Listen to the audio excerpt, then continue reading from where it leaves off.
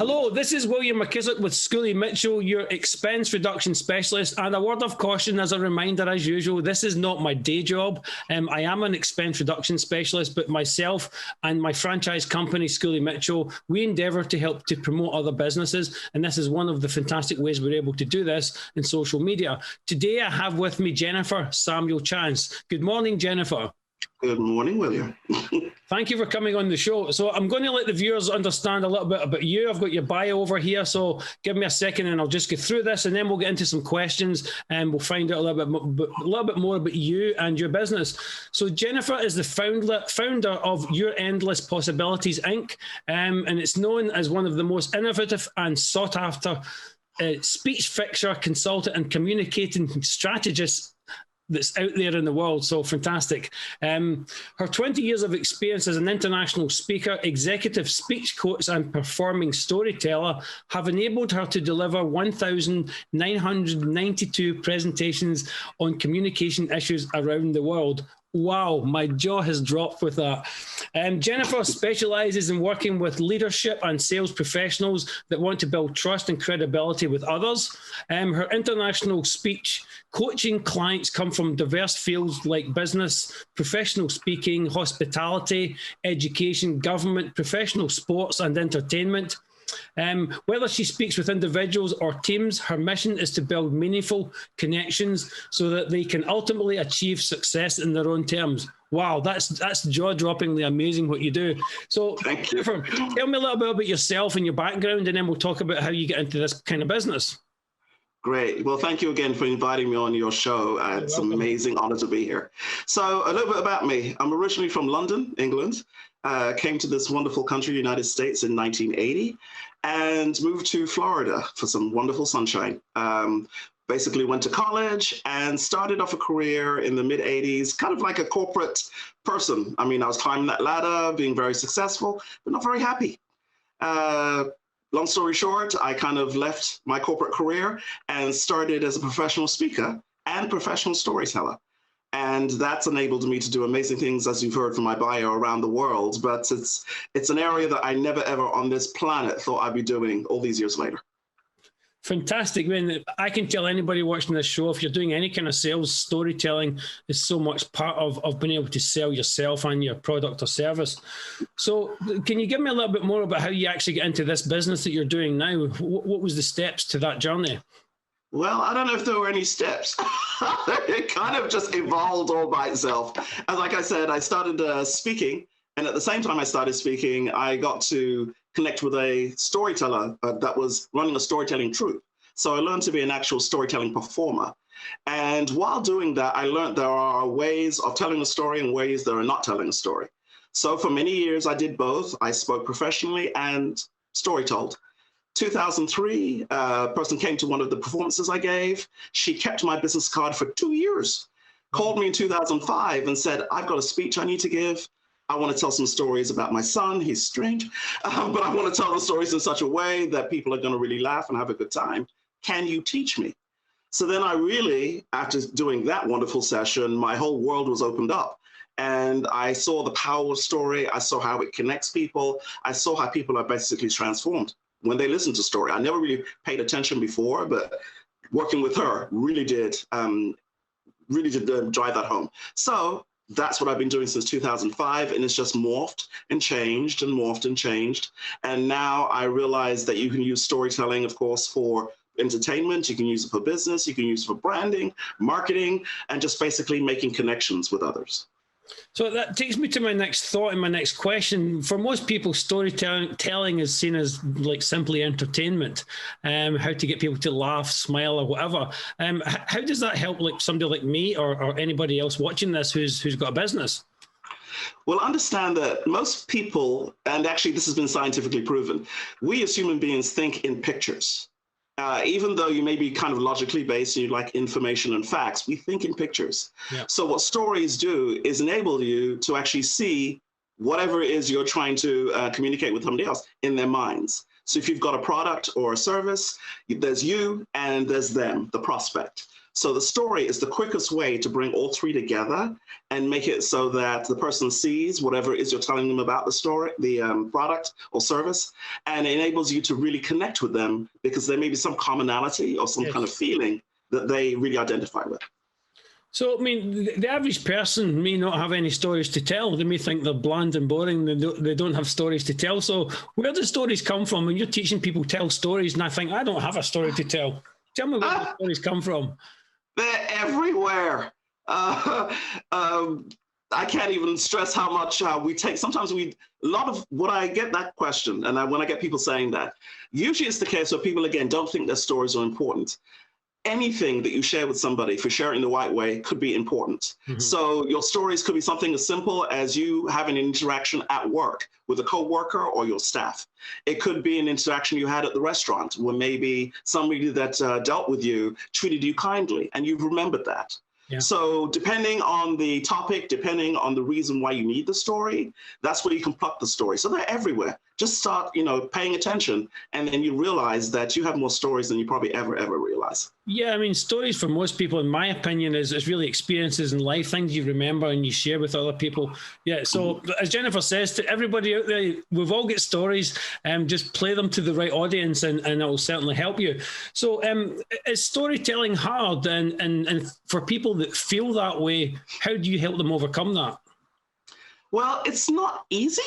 It's not hard either. And that answered your question, didn't it? Meaning, we've all got the stories, but the way the story is structured, and also too, asking the question, why are you telling the story? Because I've seen it in the speaking world that I'm in.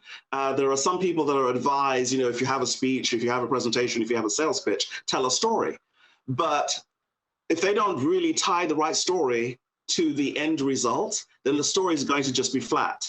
So there are different types of stories to tell for different situations. And then also the number one question I always ask everybody I work with is, what do you want the audience, what do you want the person to do after they've heard you? And that's more than just the story. If it's a presentation or sales pitch, what do you want them to do? Do you want them to buy? Do you want them to feel? And then you back into, okay, I think I need a story about courage.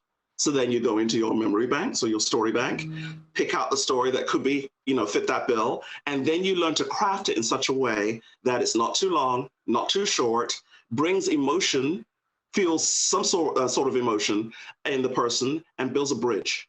So that when they hear it, they're like, oh, I remember, oh, I've heard about this. And number one, then you've got them connected.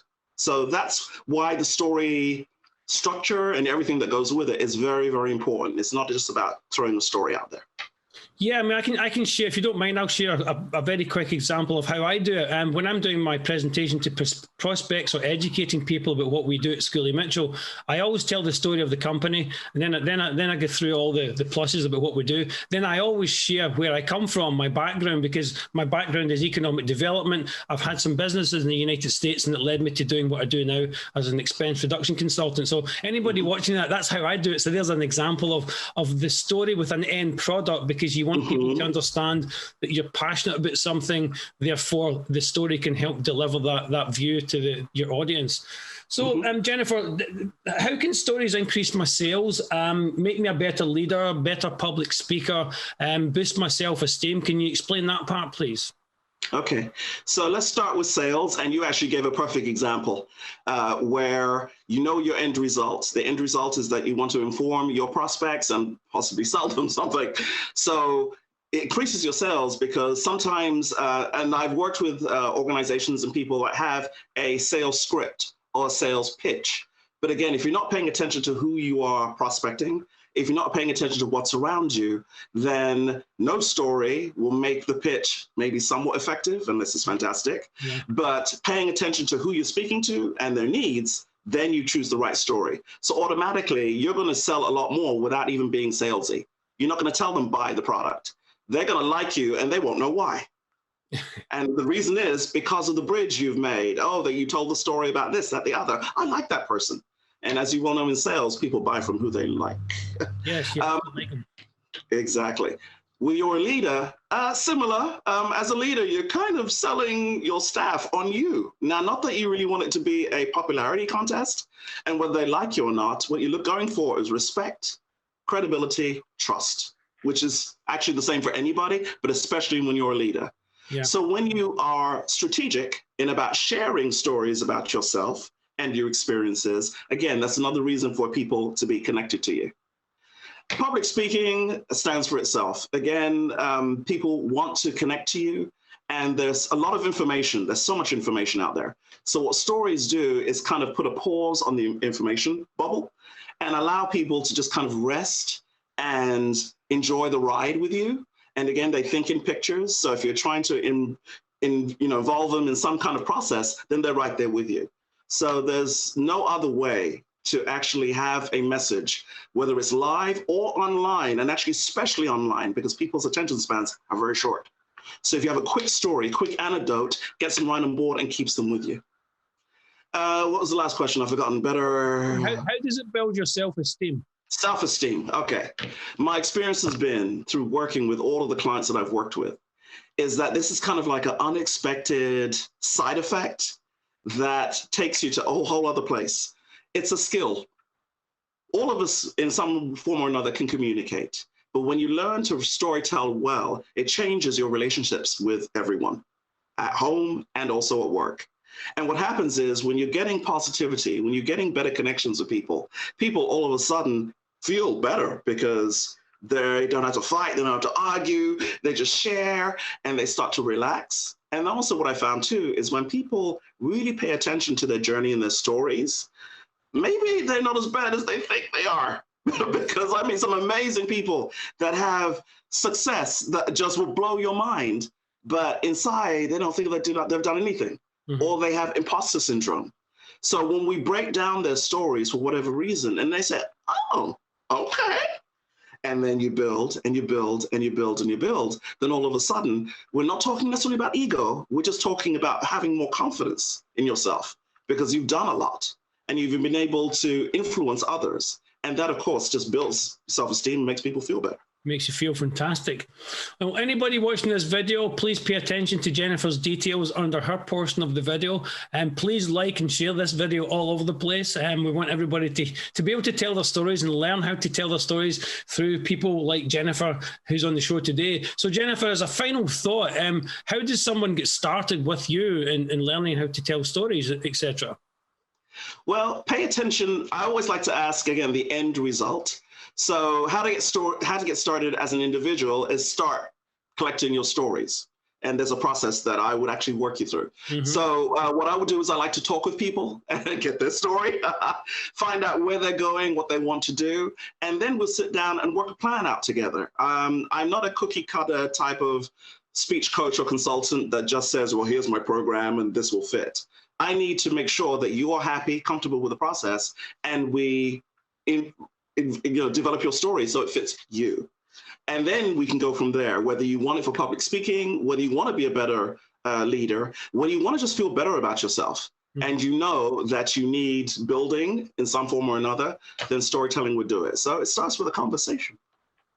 Fantastic. And again, anybody watching this, Jennifer's details under her portion of the video. And I can assure you, if you want to learn public speaking in a fun and storytelling way, it will help build your self-esteem. It will help you with your sales. And Jennifer's a really fun person. So if you're going to learn this from somebody, I cannot recommend highly enough to speak to Jennifer, because you'll have a whole lot of fun on the way to being a better person, being better in your business, etc. So Jennifer, thank you very much for coming on the show. I couldn't thank you. People like yourself. Thank you, thank you, thank you. Thank you for inviting me. This has been a whole bunch of fun. You're welcome. I'll now hand it over to Dave for the weather.